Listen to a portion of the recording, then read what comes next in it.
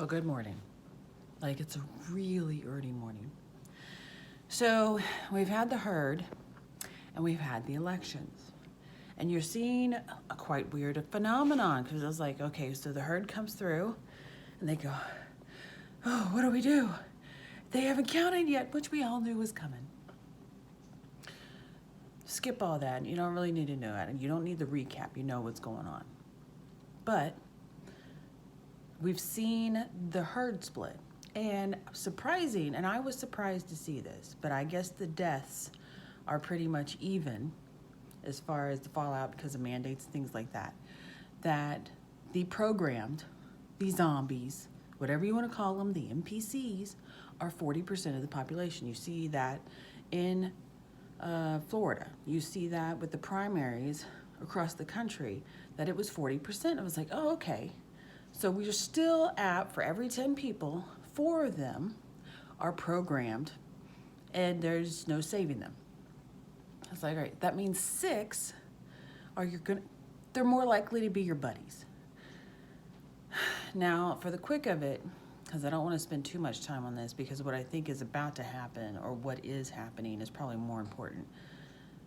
Of those 60%, 10% of those are you and I, the ones that sit there and go find that information. Of you and I, we're the ones that now have the most influence on the rest of them, which are technically the normies, because they're not programmed, they're the normies.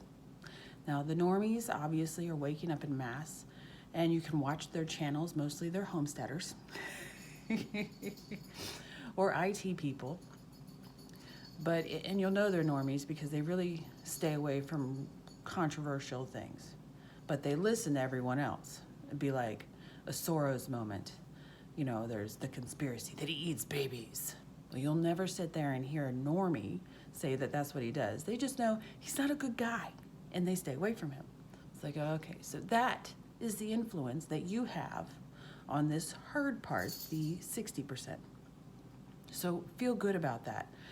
The problem now is it looks like that they've changed tactics and they've got 2 running, or they're trying to make you pick 2 because it'll split the vote because 60% is extremely powerful. Ron DeSantis was extremely successful in what he did, and I don't know why we don't see the cohesion with Ron DeSantis and Trump. It's kind of weird. I haven't worked that out yet. I'm going to watch some videos today and see if I can't see the body language that says this is what's going on. Other than that, it just looks like, this seems really stupid because this route means that the 2024 race, if they fix all the votes and everything to where there's no more cheating, that it will be split.